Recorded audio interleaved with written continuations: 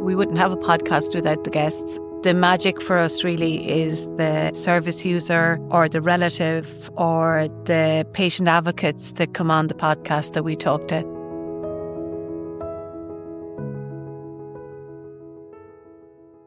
Hello and welcome to the final episode of HSE Talking Health and Wellbeing podcast of 2025. Today I'm joined by the other hosts of the podcast, Eamon and Noreen Turley, to reflect on the episodes throughout the year. At the outset, I just want to say a particular thanks to you, the listeners out there, and especially to those who share the podcast or a particular episode of the podcast with a person or group that you feel would benefit from it. That's the big win for us, I suppose. We produce the podcast on a weekly basis and the weeks go very quick, and we can see the growth in different podcast engagement when people share the podcast long after we publish them. So that's really much appreciated. And people that follow us on the podcast channels, that's all very helpful to our growth and getting the word out about what we do. So this is our third year of publishing the podcast. As I said, we're doing it on a weekly basis. We've over 40 episodes now out in 2025 on a really wide range of topics. Some of the areas that we've covered this year are a good bit outside our comfort zone. We've partnered up with different parts of the HSE and some of the popular areas. We did a very powerful episode on palliative care. We got a lot of positive feedback on that, and an episode on the Fair Deal scheme, which really isn't our business, but people really appreciate the explanation and having a conversation about what is a complex issue, and there's a lot of information to know about there. But in terms of our different podcasts, we'll talk about them now. And I just want to bring Noreen and Eamon in on it. Eamon and Noreen, you're very welcome to this podcast and reflecting on the year. Thanks, Fergal. Thank you very much, Fergal. So we want to touch on a couple of the episodes that kind of stick out to us, that we're particularly struck by. We want to pay respect to all the people that give us time to sit down with us and have conversations. We learn so much from the podcast ourselves when we get to meet people that are working in the health service, that are partners to the health service, or that are on a personal health journey themselves. And they've lent their insights to support messaging across the health service. So it's always important to thank the guests in particular. Is that fair, Noreen? Yeah, absolutely. We wouldn't have a podcast without the guests. And then we have, like you say, Fergal, our healthcare workers that we interview. But the magic for us really is the service user or the relative or the patient advocates that come on the podcast that we talk to. They're the ones who are really giving of their time, who are trying to explain their story and trying to help other people by talking to us and getting the information out of whatever they're dedicated to. Yeah, a couple of episodes stick out in that context. Eamon, one of your podcasts was shortlisted for 2 awards, for digital content and the audience award for the Shine Mental Health Media Awards. And there you had 2 guests really communicating very well around suicide bereavement.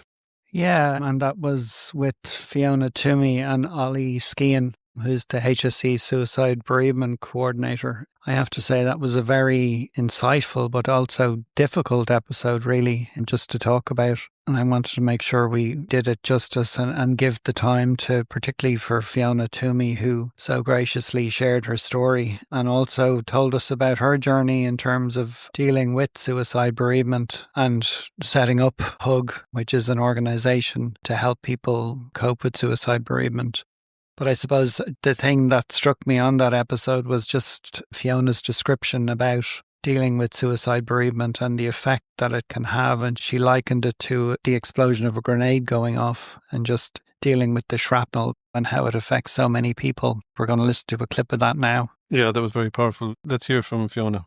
I think a suicide bereavement has so many layers to it, and each layer brings with it a level of grief and emotion and practical challenges which have to be overcome by the people who've been affected.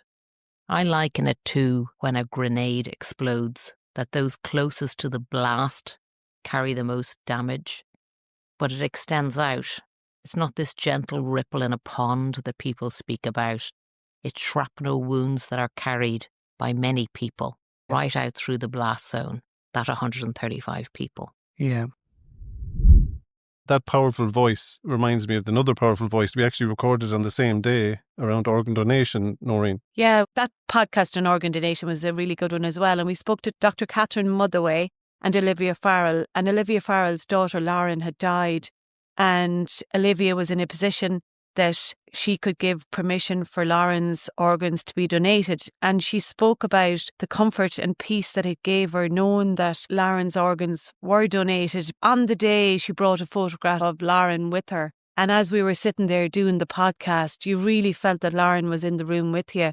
And it really was quite emotional. I found it very emotional because Lauren was the same age as my older kids. And I just think that she had so much grace and so much positivity about her that it was unbelievable, really, her approach to life going forward. And she feels that Lauren is still with her and that she is doing everything possible to explain that to other families if they are in a position and organ donation is an option, that really she was encouraging people to do so. Yeah, she was highlighting the new changes around the opt-out of the organ donation, but she's been a campaigner in support of organ donation for many years.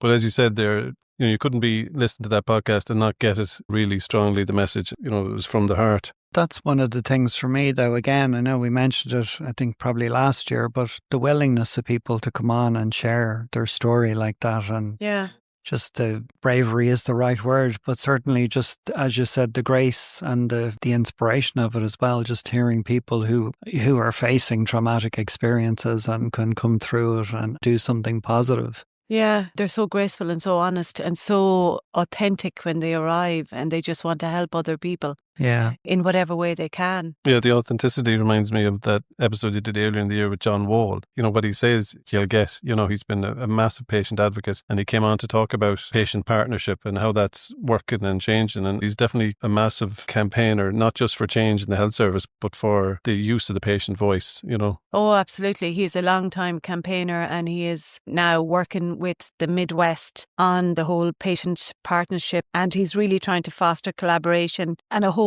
process that patients are really at the heart and at the start of decision making. And that's going to be happening right across the country, because when I was talking to Colm Henry, that was one of the points that he made really, really strongly, and the shift towards integrated staff and patient collaboration. So it was really good. It was kind of all aligning up with what John Wall was saying earlier on in the year. And then Colm Henry, when I spoke to him, it was the same train of thought and the importance of having the patient at the very early stages of any development within the health service. And that's whether it's for any clinical development or any huge, massive projects that are going on around the country, that there will be a patient forum in all of the regions, and they will be actively involved in any decision making from the start. And going back to the word authentic, I see it in communications perspective as thrown around like, you need to find your authentic voice. But I find that when we sit down with health professionals or advocates, because we get more time in the podcast, we get to the nub of what they're doing and why they're doing it and where they've come from, even in doing, whether they're an advocate or whether they're just a very experienced professional. And it's inevitably authentic. You can't get away from the authenticity. And sometimes it's our own health service staff that are lending some of their personal insights as well as their professional insights. On the palliative care episode, we had Jacinta Kelly. She's Director of Nursing from Northwest Hospice in Sligo. She talked about using the palliative care service when her own husband was dying and leading the palliative care in the hospice in the Northwest. As you said there, it gets very emotional. People are telling you their lives. Yeah. And it's infused in, we're trying to create a communications piece, but you can't not get struck by the strength of the authenticity because people are living, they're so engaged in their work. It was the same thing, I suppose, when we came across the colleagues for the culture diversity episode, Eamon, and I know that struck a chord with you. Yeah, I just, again, we talk about the challenges in the health service, but also just reflecting on the challenges our frontline workers face, particularly those maybe not from Ireland. Yeah, that culture diversity episode, we had Abby Alcorn, whose mother is Irish, but father was Sierra Leonean. Yeah. And she spent time there and she felt maybe out of place a bit in Ireland or been othered in Ireland. And then the same when she went over to Sierra Leone, not feeling that she was belonged. It was challenging, but in terms of working in the health service, she came up against obstacles. Yeah, actually, one of the points she made was just that constantly having to prove her worthiness to work, which really struck me. So not only are you, say, busy in your work, you're trying to build a rapport with patients, but that kind of proving their worthiness or that as a barrier in terms of how she's perceived by service users, is a constant daily challenge for her. So I just felt it made it very real the way she described it. The other guest that we had on that show was Christopher Abanga, and we'll play a little clip of that episode now to show what we're talking about here. To attest to what Christopher is saying, when I was working in community care, I'm currently in the hospital setting, but in community care you often would go into people's homes for appointments, you'd bring people into clinic, And oftentimes I would have a phone call before to gain a little bit more information on the client and to just build a little bit of rapport and arrange the appointment. There's no issue on the phone. I have an Irish accent. There's absolutely no issue. We build good rapport. Everything is fine. Then comes the day of the appointment. They walk into the waiting room and they see me. That's when they see the colour. For Christopher, he's immediately facing a barrier. As soon as I'm seen, I'm then facing that barrier. And what's the difference there? The difference is seeing the colour. Yeah. That's when I have to jump through hoops in order to then rebuild that rapport, bring it back. Something like that is so important, for that client therapeutic relationship and to your outcomes. Noreen, is there any other episode that you'd like to do a particular shout out about or want to recall for the listeners? Yeah, so this year I know that we've had a number of podcasts on cancer. We've had alcohol and cancer, skin cancer, and we had beautiful lady Bernie Rice speaking about her daughter Sharon who died. And again, another person who's trying to help other people because of what she went through, and that was episode 102. And I know, Eamon, you had another one on physical activity and cancer, is it? Yeah, so that was with Dr. Eamon. So she spoke about the benefits of being or keeping physically active during cancer treatment and the benefits there. Yeah. Physical activity is going to be a big priority for us in 2026. We need to push on with the Every Move Counts messaging. We're building in some of that Every Move Counts physical activity guidelines, the sedentary guidelines into the HSE app. So there's a lot of exciting developments there, isn't there, Eamon? Yeah, and there's a few episodes to come on that, I'm sure, as well. Yeah, but again, I suppose we've done a number of episodes on physical activity. So yeah, it'll continue to be a priority for us. One of the episodes that struck me, when you feel like you've recorded an episode and you know the information beforehand, but sometimes you don't know the insights that you get from the people beforehand, was the You, Me and HIV campaign. We did an episode where we had Vida Lady, we had Dr. Robbie Lawler, both very prominent HIV activists and have a podcast themselves. Now, we also had Professor Fiona Lyons, our own HSE clinical lead on it. So it was a four-way conversation, but because they were podcasters, they were so comfortable in the space and they were making jokes and... Yeah. They were talking like they have a Pos Vibe podcast. There's a few sexual innuendos thrown in there, but it was a completely different space. But the campaign is very joyful, and they were talking about their own kind of internalized stigma and shame around their sexuality and their HIV diagnosis, and then turning that into a positive. That was so powerful. It's great to be able to kind of share a bit of space and publish a conversation around these things because they're so sensitive and they're. There's so many of the topics that we try and focus on. There's stigma around it. I'd just love to play a little clip from Vida here where he talks about that internalized shame. For me, in a way, it means a personal victory as well, because I struggled with a lot of stigma, especially internalized stigma when I received my diagnosis. I was a teenager in the 80s and the 90s, and I was bullied about HIV AIDS from the minute it became a headline. As soon as it was part of our social consciousness, it was weaponized against me. I think, also I was around at the time when people were dying. I know people who died. And I knew when I came out on the scene as a queer man, as a young queer man, that there were a lot of missing faces because everybody that I met had lost someone. And it's just a sad environment, really, to have your rite of passage through a plague, essentially. So I carried a lot of shame with me about it. And it took me a long time to come out of the closet, almost 10 years. And for me personally, when I came out of the closet, there was nothing I wanted more than for other people to understand how unnecessary that was and what a huge mistake it was on my part to put myself in that position. I didn't have community. I didn't have support. I didn't have a best friend like Robbie Lawler. And luckily, I did have a husband who helped me to deal with it. I met him along the way on my journey. And, I live with HIV and I live with a Brazilian 15 years younger than me. So who's winning? No, but not to stereotype people, but I think for me, the main message is that people living with HIV can speak for ourselves. Yes. We can represent ourselves. And really, that is the key to ending the stigma. Okay, so thanks to the guests. That's the You, Me and HIV episode. That was episode 85. So we were talking about stigma there. We did a lot on mental health. We do mental health every year and we can't have enough of the mental health conversations. And in recent years, we've seen it's more normal now to have mental health conversations. So some of the most popular episodes have focused on mental well-being and for different groups on that. But I know it was definitely one of the most popular episodes was simply called Declutter Your Mind. Yeah, we did that last year at the very beginning of the year. We couldn't believe how people grasped onto it. I suppose it just shows that everybody's mind is cluttered. I could do with it, listening to it again, actually, Fergal, because I do find my mind is cluttered from time to time. But the thing about that podcast, we did it with Dr. Padder Maxwell. That was episode 88. That was published in February this year. The thing about that is just to realise that it's normal. And it just was tips and tricks and how to declutter your mind, what to do, what not to do, and how we can help. Yeah, we got some very positive feedback on that, because even in the way that Padder communicates, he has a warm, gentle tone that brings you into the space of chill, giving you advice on how to declutter. If you think about trying to declutter your mind, it's a little bit like decluttering your home. It's change. And if you're going to make change, it's important to be clear why you're doing it. So I would often say to people, what are the benefits to you doing this? Yeah. And maybe what might be the disadvantages of doing nothing. So the benefits to decluttering your mind would be you will experience less stress and anxiety if that's something you experience. You might be more likely to be getting restful sleep. You could be boosting your mood by feeling more relaxed. And for some people, that actually could be really protective for their mental health. You might be more likely to make those decisions. So if you remind yourself of the benefits, you're starting to motivate yourself.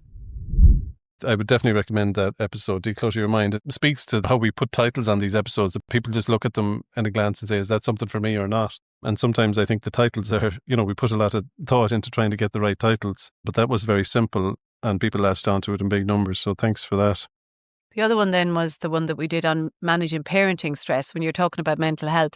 And that was with clinical psychologist Aisling White and social worker Caroline O'Donoghue. And again, really, they were talking about parenting stress, how feeling stress is a normal part of parenting and its physical and emotional impacts and the practical strategies for self-care and stress management.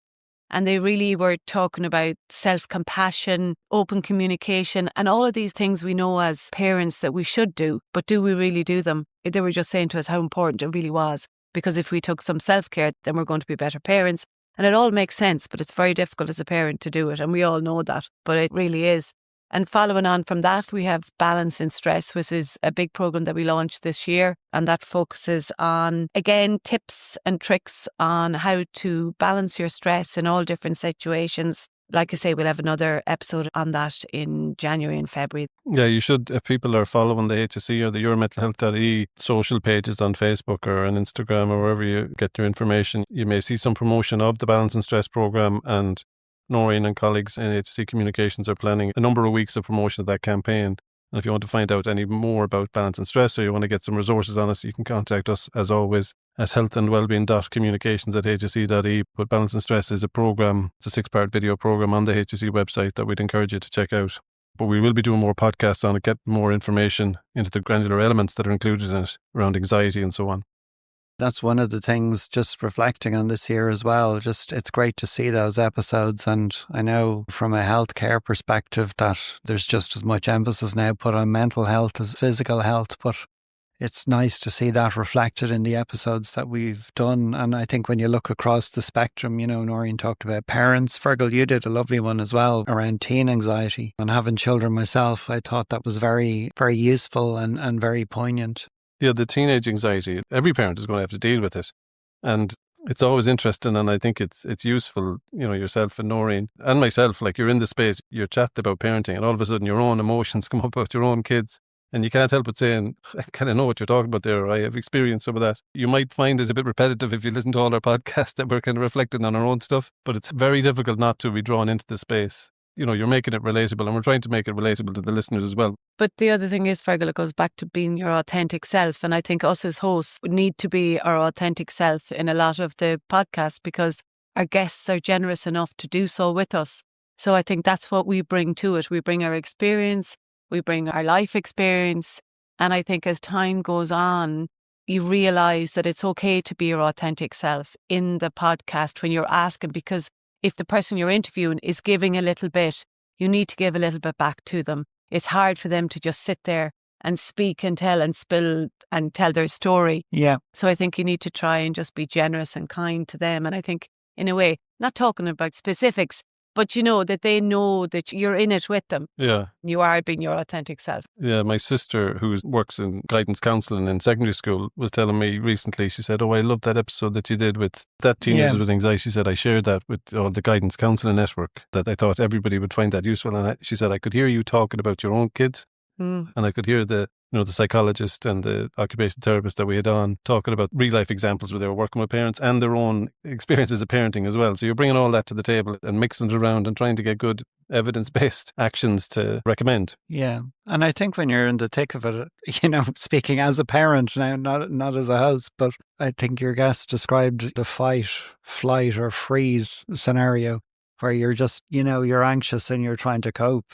And that's where your teen or your adolescent is at. It's about recognizing that and not trying to problem solve it straight away. For me, daily, that's something I think to remember. And there was a lot of good stuff in that episode. Yeah. I just wish that I'd met a lot of these people 10 or 12 years ago, so I would have been a much better parent. And then you need them alongside. You feel like you need them. You need them on speed dial, really. You need them on speed dial, yeah. I think one of our, if not the most popular episode, was actually with some of those same guests from the Lakela project. And it was those guys that did the managing parenting stress, that did the parenting anxiety, and they also did Little People, Big Feelings. And that, I think, was nearly our top most listened to episode this year, certainly on the podcast channels. And they spoke about, just what you're saying there, Eamon, about trying to support a child's emotional awareness by using things when you're away from that intense emotion. When the child is having a breakdown or you're having a breakdown, that's not the time to start teaching. It's nearly in the soft time, and using movies or cartoons. What do you think they're feeling? Putting emotional language and building the kind of an understanding around that so you can lean on it in the challenging times. But the challenging times mightn't be always the learning times. We'll play a little clip that represents that. Well, that podcast had Melissa Vigdigme, she's an occupational therapist, Myrne Tracy, clinical psychologist, and Rosemary Kavanagh, a speech and language therapist from the Lakela project. Have a listen to this.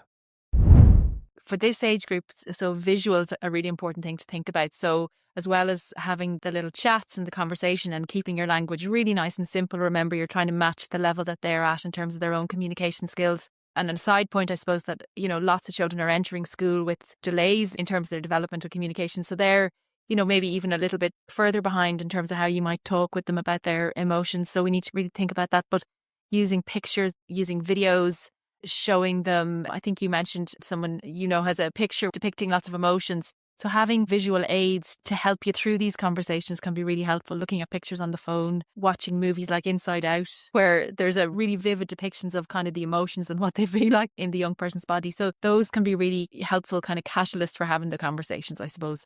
Not in the moment, obviously, of the outburst, but later when the child is a little more regulated. Sometimes the themes that come up in the podcast, they reappear again and again because they're big issues in society. And I know when I was talking to Conor Hammersley around the Healthy Masculinity episode that we did for Men's Health Week, Conor gave fantastic insights on masculinity and men's health. We reflected on the Adolescence Netflix series that went viral earlier this year that left a lot of parents feeling vulnerable around their children's engagement in digital space. And he was talking about it from a men's health perspective and that manosphere that young men seem to be getting sucked into in that digital world, where we're not getting healthy masculinity messages to young men. It's not engaging enough. So there's a lot of work around that. That was the particular theme of your episode. Yeah, so I talked to Alex Cooney, the CEO and co-founder of CyberSafe Kids. And during that episode, she really spoke about the risks of exposure to harmful or online content, including pornography and misogynistic messaging, and how parents can support their children in developing critical thinking and resilience. We did that one episode earlier on in the year, but this is an ongoing issue that we're hearing time and time again in the media. And there's been changes in the legislation in Australia, and we're hearing about that at the moment. So Alex Cooney and her team are really working on that and trying to stay ahead of it. But it's really, really difficult. But if you go to CyberSafe Kids, there's loads of information. But if you want to go to the podcast as well, there's loads of information about setting boundaries, staying involved, and keeping those communication channels open with your children. And this is just an ongoing and will be an ongoing issue for parents for the future. This is the world we're in now, and we just need to learn how to deal with it and how to protect our children in the best way possible. It does look like everybody is on board with that, and they know that that is something that needs to happen. And I think we just need to get that information and the correct information out to parents to support them through that.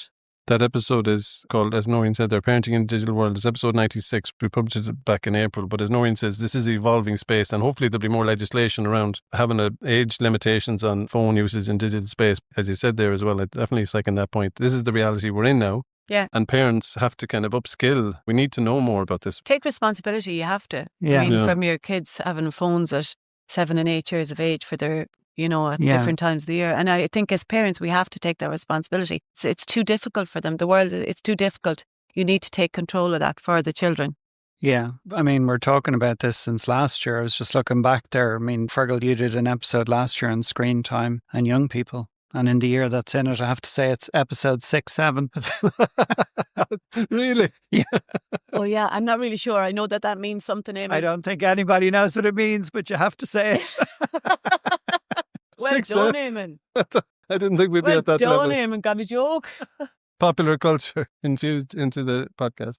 So, Lucas, is there any other podcast you want to give a particular shout out to? I feel bad that we can't give a little synopsis of every one of them, but other really popular ones were the Managing Menopause episode you did, Noreen, earlier in the year. Obviously, we like to keep women's health at the fore. And Managing Complex Menopause, the episode with Dr. Kiva Hartley, who is such an expert in the area. And this is for people who have cancer or they have some really difficult chronic conditions and they can't take HRT.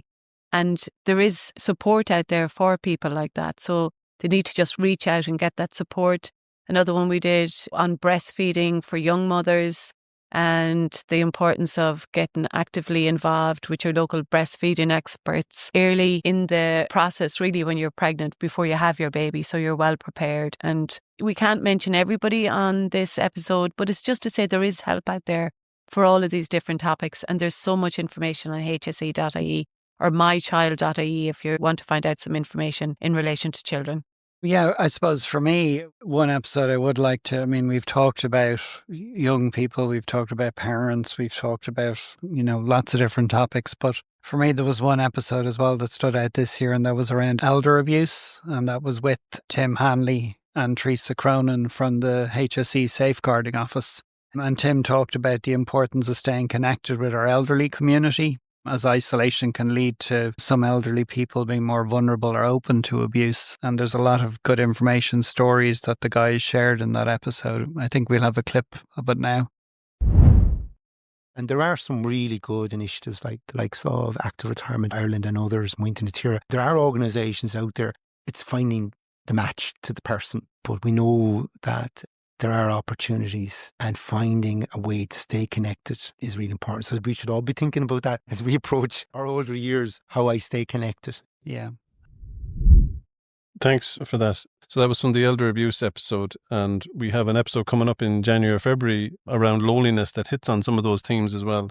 And when you're talking about that, I just want to highlight and give a shout out to all the different partners that have partnered with us on episodes. The podcast that's out at the moment was with the charity Alone and with our Enhanced Community Care programme. And that's a lovely episode of both Alone kind of outlining their services and ranges of support, but also our 2 advanced nurse practitioners talking about real stories and how they get to support people and how they need the social supports outside, but how they get to spend some time doing their geriatric assessments and getting behind the issues that people are presenting at ED with, so it's very insightful. Yeah. So there were several of our partner agencies involved in podcasts this year and did episodes with us, as we have been doing in recent years. And, particular thanks to National Youth Council, Age Friendly Ireland, and Get Ireland Active, the family resources. We had a very good episode around the family resource centres around the country.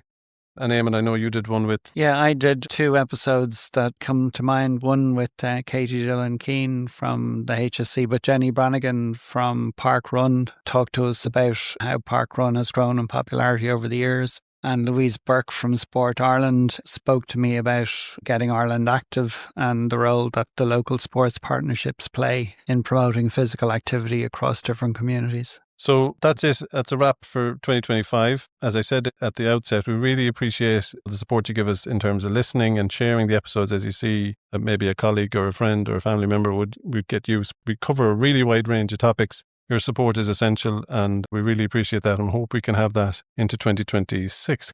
Can you believe it? 2026. The episodes that we've lined up for 2026, as Noreen said, we'll have a couple of episodes on balance and stress. We have a very interesting episode with my colleague, Dr. David Weekly, about the work that's going on in the HSE and across the world in terms of the department that we have here called Global Health, the function in the HSE, Global Health. And we have an episode around loneliness that I flagged, and we'll have another year of wide-ranging topics is planned. So that's it for 2025. Appreciate your support. If you want to know more about HSE Health and Wellbeing, you'll find us on the HSE website. If you'd like to follow us on X or LinkedIn, we have fairly active channels there. And if you want to join our mailing list and get our Ezine, you can email us on healthandwellbeing.communications.ie. This has been another episode of the HSE Talking Health and Wellbeing podcast. Thanks for listening.